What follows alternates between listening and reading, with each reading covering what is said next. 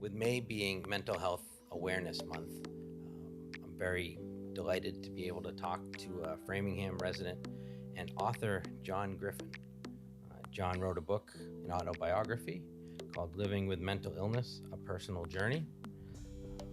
You talk about your own experiences, very straightforward, very honest, and it's a pleasure to be able to talk to you a little bit more about your book. It's a pleasure to be here, Jason. Thank you. Yeah. So I suppose I could start things off by just sort of asking you, like, what prompted you to write this book at this point in your life? Two quick reasons why.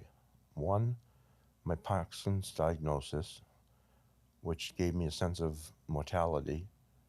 And then secondly, the last hospitalization stay that I had, that after having had that stay, things came out positively for what I was suffering from. I decided that if I can come out of a hospitalization in a positive way, then maybe many other people who are suffering could go and get help and come away in a positive way.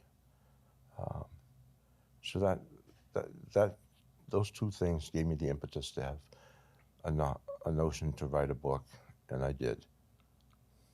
Okay. So if you're starting there with your last sort of hospitalization, I think it's probably a good idea to tell us a little bit more about your experience with the a voluntary admission. Okay. And what that means and what that experience was like for you. Well, I had been having no sleep for 3 days the week of Christmas 2025. And 3 days without sleep will make you go batty. I said to my wife on Friday, the 26th of December 26th, that I have to go to the hospital to be seen. I need something to get me to sleep. I went to the admissions nurse. She brought me back to the psych ward of the hospital. And I just stayed in that room until somebody could come see me. And sure enough, a social worker came to me and said, there are two things that can happen. One, you can go to an outpatient program and you can get medications, but that may not happen for 3 or 4 days. Or you could voluntarily admit yourself with a mandatory 3-day stay at least, and you would get medications immediately when you hit the floor. And I mean by that, the ward. Mm-hmm. So I took the voluntary admission, and they took me to Leonard Morse in Natick. I had my week stay there. It was good.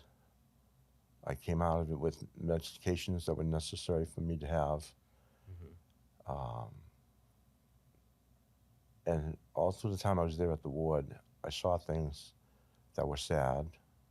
I also saw some positive things.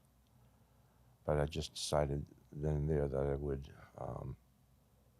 dedicate part of my life to promoting understanding of mental illness. And I did get some help from a news place called Advocates. So. Okay. Yeah, and let's talk about that, in a little bit here. But we'll come back to, I think, talking a little bit about the experience in Morse. Oh, good. I'd like to. But I wanted to just get back to the idea of, writing a book about this. Like when I read in the book, you said you want it to be like a conversation about mental illness. Yes. So tell me a little bit more about what that means to you.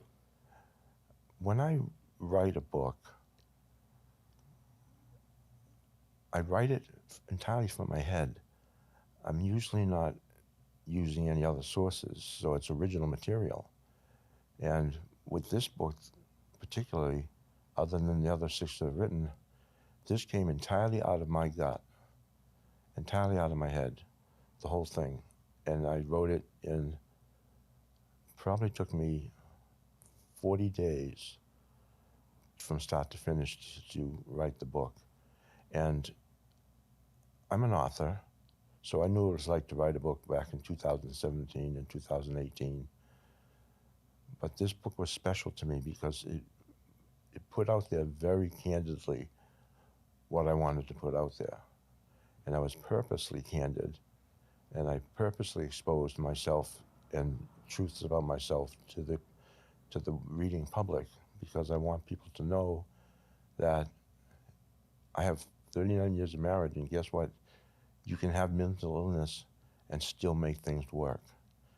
And my wife, she's the rock of our household, so I have everything I have because of her. So she's put up with me.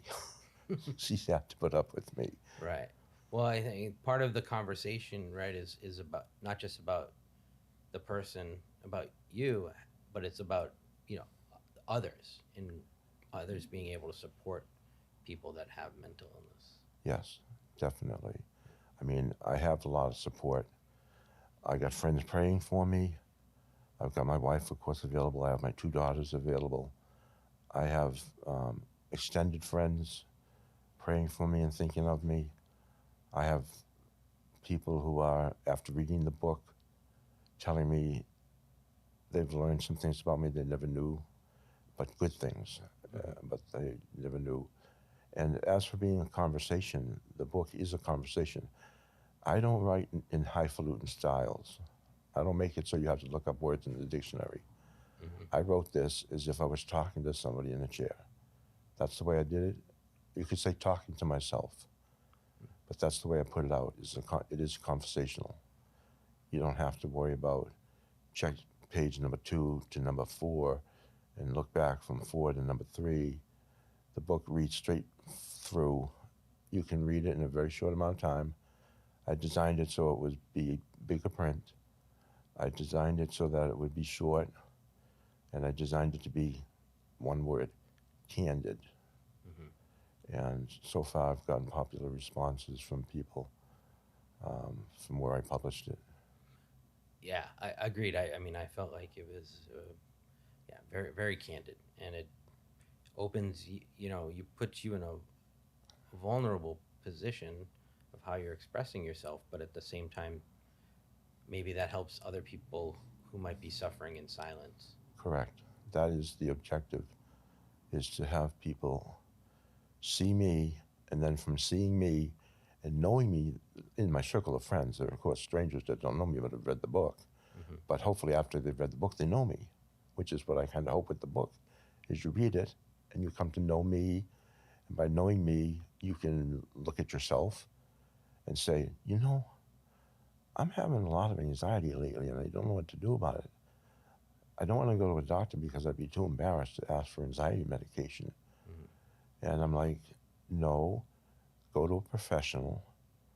I made sure that one thing I mentioned in the book is I'm not a doctor. I don't have medical training. I don't have psychological training. I'm just a living human being who for the last, since 1981, has had his share of hospitalizations and his share of therapists and psychiatrists. It's like a roulette wheel of caretakers that I've had. So. All right. Well, I think leading up to 1981, I'd like to talk a little bit more about, you know, where you came from. Okay. And I know you said not a lot of highfalutin language, but I want to just use a word that I read in the book, and maybe that could just help to set this off a little bit. But you know, what is a scrupulosity? Yes, the Catholic guilt. Scrupulosity means you're overly sensitized to a situation that you think you're doing wrong, when you're not really doing anything wrong, but you think you really are. And if you look at either what the church says about it, Yeah. or just anybody who's not a church-going could be scrupulous as well. And that is just believing that what you're doing is so wrong that you're such a bad person for it, when it's not really, I can use the word sin for my Catholic faith, but it also is a bad deed that you might have committed. Mm-hmm. But it's not really a bad deed. You just exaggerate in your mind So you get a little nervous about it. You can't get out of your head because you're just running around in your mind. Um, Scrupulosity caught me hard as a young man, um, and that gets into the function of OCD, because OCD is obsessive compulsive disorder, where you have these obsessions. Name your poison. Could be a door being locked or unlocked, and then your compulsions fed to deal with the unlocked or locked door. And I mean, I could tell you that using my OCD, there have been times when I don't have a problem now, but it used to be times when I would go and lock the door behind me on the way to work, and I wouldn't feel it was locked enough. So I'd back open it, and I'd lock it again. Then I'd go get into my car. Then I'm in my car thinking, did I lock that door? I go back, I lock the door. It is locked. So you keep doing that until you can stop. So that's really, scrupulosity makes you do things that you ordinarily wouldn't do based on what the circumstances are. Yeah. So when do you have an early memory of this for yourself? You know, I did look back in my history, and I'm getting old, because some of it's not coming to me faster these days. I can remember, well, the military is a great breeding ground for scrupulosity and wondering if you did right or wrong on something because of the way that things are measured in the military, the deeds that you have to perform, whether you agree with them or not, you're told to do them, and you can have guilt. Then you got to go to a Catholic priest in the military and figure out from him whether you've done right or wrong. It might be asking you to detain somebody when they're not really needing to be detained, or some soldiers have been told to go in and shoot at people, Yeah. and they don't feel they should, so they're conscientious objectors. Oftentimes those people have scruples. They may be objecting for the right reasons, but maybe exaggerating. Who knows? All I know is OCD in the military is things have to be in a precise fashion, and if they're not, if they're out of line, then you have to redo it. It's just as simple as that. We had to get the toothpaste out of the toothpaste cap, Yeah. and he'd inspect the toothpaste cap.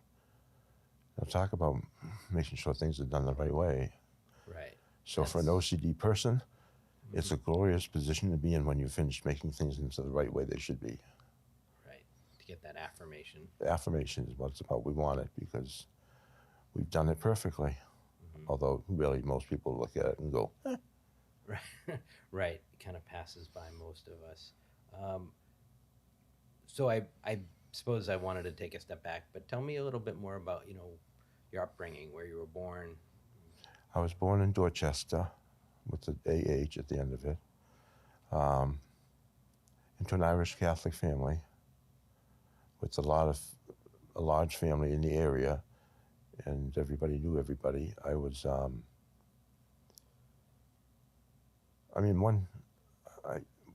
used to joke with the teachers in elementary school. I used to talk, because I was deemed a gifted child. When I was in elementary school, I knew something was wrong with me, but I couldn't figure out what it was yet. But I used to hang my coat up in the closet, and the teacher would be there watching to make sure we're all doing the right things. And I started talking to my coat. You started talking to your coat. I started talking to my coat. What were you asking the coat? Oh, you hang up nicely now, and I'll see you when I get back, and have a good day. I did it to play with the teacher's mind, because I was so bored in elementary school. I was reading newspapers, Record American, in early grades, and I found school in the younger grades boring. So, but if they had the ability to put me ahead a grade or two, they didn't exercise in those days. And how'd you make your way to Framingham? I came out of the military. I had the shortest job on history, 1 hour with Sears and Roebucks. That's my historical job. Okay. 1 hour. That's when I was manic. Okay. Just gave it up. Didn't like it. So, Yeah. but um, I did get to Framingham in a funny way. I finished a 2-year degree with Fisher Junior College, and finishing that, I said, now what do I got to do? So I said, I got to go get the undergrad degree. And I had a lot of money I'd saved. And I decided that I would go to Framingham State because it was affordable. The campus looked nice. And I was going to go into economics. And I was enrolled. The first day I got there, my wife says maybe the second or third, I think it was the first. The first day I get on campus, I go to the skill center because I wanted to volunteer my time to teach reading, English and mathematics. And the receptionist was there. She's very sweet, nice smile on her face. I can remember that day vividly. Well, I came back to the skill center the next day and she gave me a card. And the card I opened up on the way down to the parking lot. It was a birthday card. It actually happened to be my birthday. Now, she had no clue. She just took a stab at it. Really? Yeah, and I thought, kismet, here we go. This is the woman I have to marry. That's amazing. It was almost darn scary if I thought any harder about it. But I went back up and I asked her out. And that was in 84. We got married in 87. She still had to finish her degree because that's the one promise I made to her mother, that I would get her degree finished. And we did. And that became my journey to Framingham. We just decided to live in Framingham after she graduated. Got a one little bedroom apartment and started having a nice life. But at the same time, you were working through a number of diagnoses, correct? Up until that time, I didn't know what I had. Okay. And that's what made the problem to begin with, because I did not know that I had a problem, although the problem was evident to anybody who took a second to look at it. I was doing things that were related to bipolar hypomanic phases, OCD phases, generalized anxiety disorder. That was a kicker. So yeah, I didn't know, but I did live with these. Now that I look in hindsight, Yeah. I wish I'd gotten some help back in 81, because some of the things that I went through in life. Remember, I said back that this was my 5th or 4th hospitalization over my lifetime, but this was the one that had the worst was the beginning of last November. I had a week in intensive care in the psych ward in November in the last year. That was intense. I went 8 days without sleep. I was a literally basket case. I'm lucky I made it to the emergency room, but I did, and I came out of that no better. Right. So I went back, and I ended up back in December 26th. And there were a number of things about that time in December that made it an experience that helped you kind of transform a little bit, right? It had some positive elements for you. They must have changed staff. That's all I can think of. They must have changed the psychiatric staff, because this time, what somebody did, what I wanted the first time it's all around in my lifetime, is somebody to really listen to me and what I have to say and what I'm really experiencing. And I got that this time in this visit. The doctors, the psychiatrists actually listened to me, that I had thoughts about, I don't need this medication that I'm taking now. I've been on meds for a long time. I've had therapy it's got to be 15 years or more back. So I knew what was going on with me. But I finally said, you've got to change this medication, because I'm not stupid. I do a lot of research.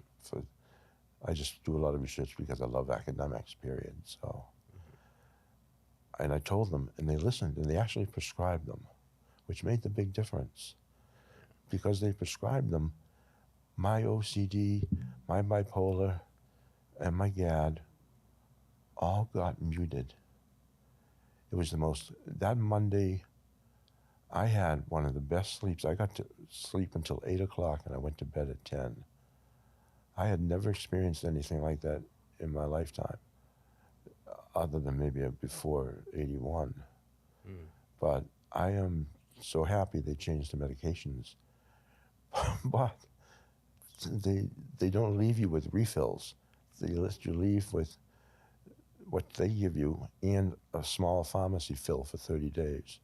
Hmm. So that meant I had better find a psychiatrist who can prescribe me, or a psychiatric nurse practitioner who can prescribe me the medications that they just left me with at the hospital. Because if I don't, I'm going to end up in the hospital again. It's just inevitable. If you don't medicate me, I'm going to end up in the hospital. And I don't want another hospital stay, Jason. Hmm. This purpose of making them change medications actually worked. And I needed a new place to go to. So I called up around Framingham, see who was taking new clients. And I came upon one that was taking new clients, and it was called Advocates in Framingham. And I said, can you see me as soon as you possibly could, because this is an emergency. I need prescriptions for these things. Sure, come in the next day. So I came in the next day. They took me in. Then they got me to the psychiatric nurse practitioner. And lo and behold, she filled the prescriptions I wanted. Right there, I was grateful. Right there. Yeah. Because they listened to me. She didn't say, well, no, Mr. Griffin, we're not going to do this one because I don't like it. She trusted my doctors in the hospital, and she trusted me to let me go with these prescriptions. So my hat's off to Advocates for being available to me. They really did a fun job. Um, and that's where I got to today. I have the same medications, and they're working. So no need to change a horse in midstream. Yeah, and I, you talk a bit in the book about stigma, and I think Yes. medication is one of the areas around mental Yeah. illness that I Yeah. think there's a lot of, there continues to be stigma. I battled with one person. Did I guess who that one person is? I battled with him about this. It's my Hmm. brother Jim. He's the opposite of me. Hmm. He doesn't think taking any medication at all is worth it. Not even himself, who I know needs something, he won't listen to me. Yeah. It's hard not to crack. He's read my book, but he I objectively, I can point out, I'm no doctor, but I can say that given his situation, which I won't explain in completeness, he needs something to help him, because it's going to be a rough sea ahead if things don't happen the way he needs them to happen. Right. But that's a stigma. That's a stigma. He stigmatizes people who take medications, thinking they're too good for him and they're not effective anyway. He doesn't feel like he wants to be out of control. Well, he's never tried one to learn that he can't get out of control with just a simple benzodiazepine. You're not. A little Ativan, a little Klonopin, those are going to help take your anxiety level down for 6 to 8 hours. That's a good feeling, to be able to not have that anxiety, which is overrunning your body. Right. So stigma, yeah, we have stigma outside in the world today. You can tell people, let him be. He's suffering from something. Oh, that's just horse hockey. He's not suffering from anything. He's just making it up because he wants to get out of work or collect on SSDI or something like Right. that. People make it like a personal failing. Or, Yes, exactly.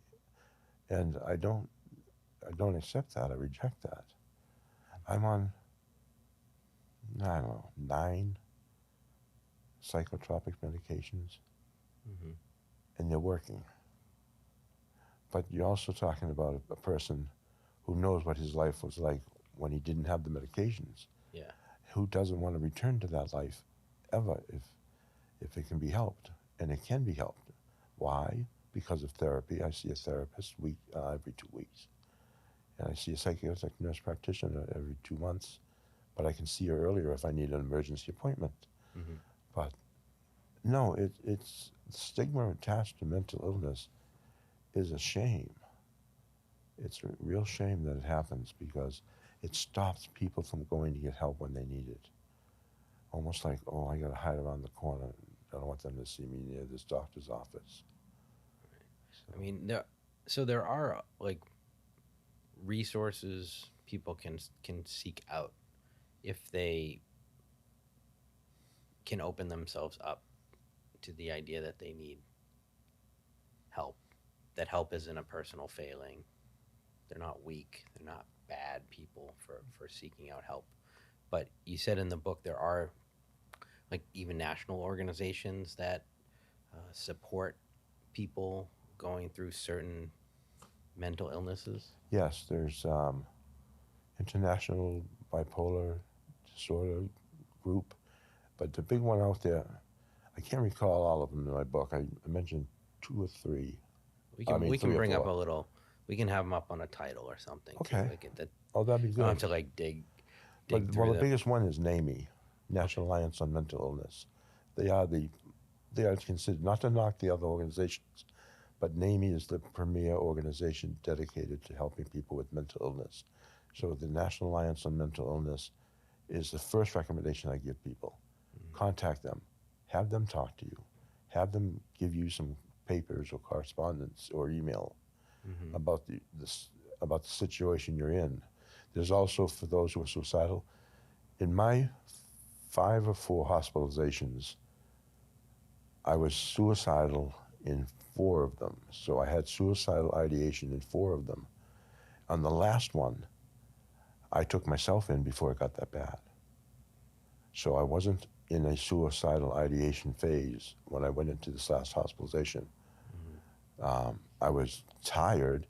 I was having obsessive thoughts. I was calling the VA every 2 hours to try to cancel some appointment that I had coming up in March or something. I couldn't stop dialing the phone to cancel an appointment. That's a great example of what OCD does to you.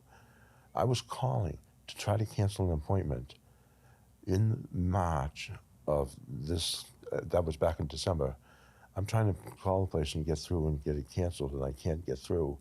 So I'm making phone call after phone call after phone call trying to get through.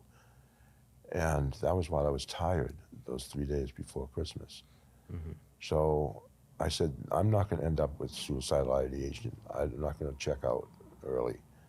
So I went to the hospital. I told my wife what I'm doing. I said, I'm going down. And I said to the nurse, I said, I'm here for this psychiatric treatment. I am not suicidal. Whereas before, in the previous 4 hospitalizations, I had to be honest with them and tell them that I was suicidal, because I was. And this time I wasn't, and I went through it with a different perspective. They didn't watch me as much, thankfully. With those previous 4 times, were those involuntary? Or No, those were voluntary. voluntary as well? See, the involuntary part that comes with it is that you're picked up by the police and you're brought down. Okay. If somebody thinks you're going cuckoo, they call the police. They're semi-involuntary, because when you get there and you get to the psych ward that's in the hospital, not the actual ward you're going to, but they have a wing of the hospital for psychiatric concerns. When you get in there, you know you're not going to see the light of day for a week. You're pretty much guaranteed. They've got you for at least 3 days. Yeah. So what's another 4? And then you end up with the whole week stay in the hospital. So yeah, I needed something, and the doctor gave me Ativan, which was nice of him to do because it calmed my anxiety. I still was running full hypermanic OCD GAD, but the Ativan took care of the GAD, the general anxiety disorder, because they work on that chemical function to bring down anxiety level. So I chose to be voluntarily committed. The 4 others, 2 were at Marlborough Hospital, and 3 were at Leonard Morse, so that makes 5. Yeah. I've been on every ward in the native Leonard Morse. I get my ticket punched for the fact that I was on the young adult ward, I was on the geriatric ward, and last time I made it to the adult ward. So I felt kind of proud of myself that I could get a little ticket, get it punched every time I go in, Get a free ice cream and get a free ice next cream time. cone with it too. Yeah. Well, I did want to just go back to the book for a moment. This Living with Mental Illness. It is available on Amazon, Yes, right? And you had said that a portion of the proceeds would be donated to a charity. Is that right? yes, that's correct. I'm going to give to the Wounded Warrior Project because being a veteran myself, I want to help out those veterans who have been injured, either physically or mentally. Maybe my contribution will go some ways towards helping to ease their pain. I'm sensitive to veterans because I am one. I'm a disabled veteran, and so I am sensitive to the needs of my fellow veterans. Yeah, and I think I'm not sure if we touched on this earlier, but PTSD is another Oh yes, demon you've had to face in your life. yes, because they almost killed me. That was not a good time in life. I simply went in because I was sick to my stomach, throwing up. How old were you at this time? I was 18. Okay. So, but now mind you, I had been part of the Honor Society for as long as I could remember in school. Yeah. So I'm not one of those who gets sick and then go breaks the duties. But I went to the hospital the first time. They just told me I'm sick, throwing up. You got a bug. Go ahead, turn around, go back to your barracks, kid. Then I got sicker, and I had to walk because I didn't drive. Mm-hmm. I had to walk to the hospital, which was a jaunt. And I got to the hospital emergency room again, and they said, "Oh, well, you're full of poop." And trying to think of the right Your appendix word. had already Not quite burst, yet. or Not quite yet. They administered an enema, and that was the wrong thing to do. The doctor could have taken more time to press on my area where it was sensitive and found out that maybe it's his appendix needs to be taken out. They did an enema, and not too long after that, I got real sick. And someone, I don't know who figured out that they burst my appendix. So they brought me to the OR, and my parents relayed me the story when I get home, or on the phone while I was in the service. I can't remember which. But a young female lieutenant, called my mom and dad at 11:30 at night and told them, Mrs. Griffin, we're not sure, I hate to tell you this, but we're not sure that your son will be around in the morning. He may pass because of blah, blah, blah. And they were shocked. yeah.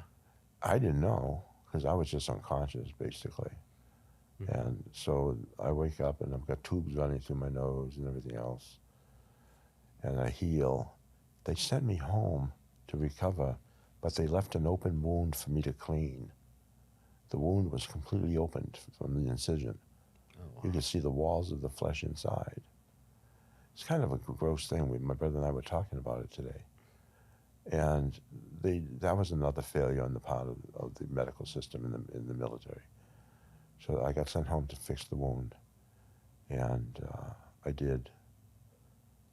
So it came to be that I decided, being 18, you're impetuous, but 18, you don't know anything either. So I found out from my mom and dad about what happened, and I got a little bit upset about it. So we agreed to part company, the military and I. So, and I did on honorable terms. I served honorably under the U.S. Air Force as a law enforcement officer. So I can hang my head high and know that I am okay with the fact that I served honorably. I've always had that at least available to me. But it was a fun time. uh, I wouldn't. Okay, I'll take. Not sure what to say with that. Um, but I. But before we kind of wrap up here, I wanted to see if there's um, anything else related to the book that you want to touch upon. I have one more thing myself. Well, if you ever end up incarcerated or involuntarily committed, you can the pillows aren't very good. The food is good. The company's okay because a lot of them keep to themselves. I have a few personal anecdotes that happened written in the book that people don't know about. I just wanted to give a true observation of what happened, so I don't pull any punches on some of the things that I saw that went on. It was it was just the way it was. So I didn't want to lie to people, and I didn't want to make stuff up either. So I just reported what I saw. I gained weight. You'll do that on board because all you really can do is eat. You said the food was pretty decent. Yeah, the food was pretty good. Yeah. And But really, it was the staff that was better. At least this time around, the staff was better, and the doctors, the psychiatrists, were better, much better than the first visit. Or my third with. I don't remember. Yeah, I went into the young adult, then I went into the geriatric, and then I went into the adult. So it's been a hop along. Yeah, I know it's been quite a journey, and it's it is brave to put yourself out there like this with a book. You ended the book with a quote, and I think it's a good one for everybody. So I'll just kind of repeat it right now, but I think it's from Leo Buscaglia. Perfect. Yeah, worry never robs tomorrow of its sorrows; it only saps today of its joys. Yep. And so why'd you include that in the book? If you're not familiar with Leo Buscaglia, he's also known as Dr. Love. Mm-hmm. And of top 3 people who have influenced me in my life, Dr. Love has influenced me one of the most influential ways. I read him in high school.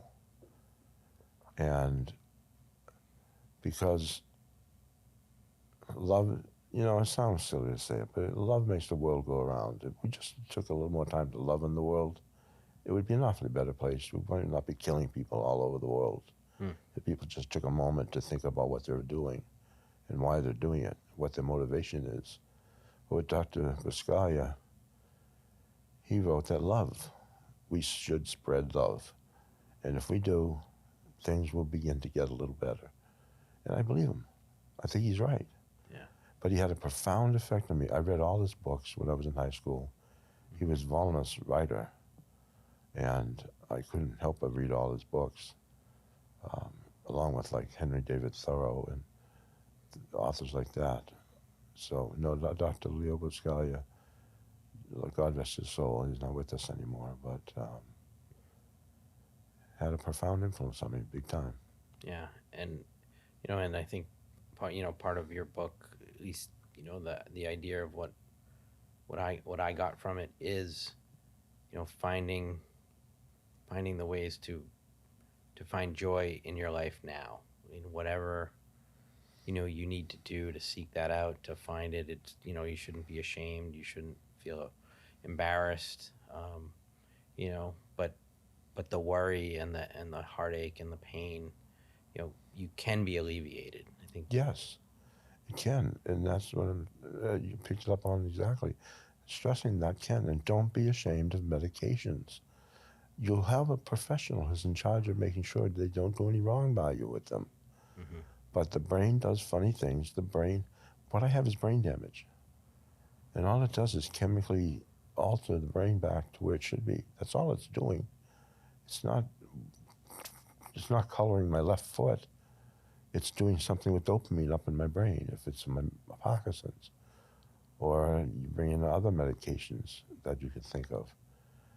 You don't have to be ashamed of having medications. Trust the doctor that you're dealing with. Hopefully they're a good one. And take the medications, prescriptions as um, as prescribed, and you should be just fine. Yeah. All right. Well, again, thank you so much for sharing Oh, you're so very welcome. candidly in your journey with mental illness. I very much appreciate you coming in and sharing your story with us. I very much appreciate you taking the time to do it with me. I really do. And all I can say is spread the word. That's what we got to do. Is spread the word. Thank you. Thank you, Jason.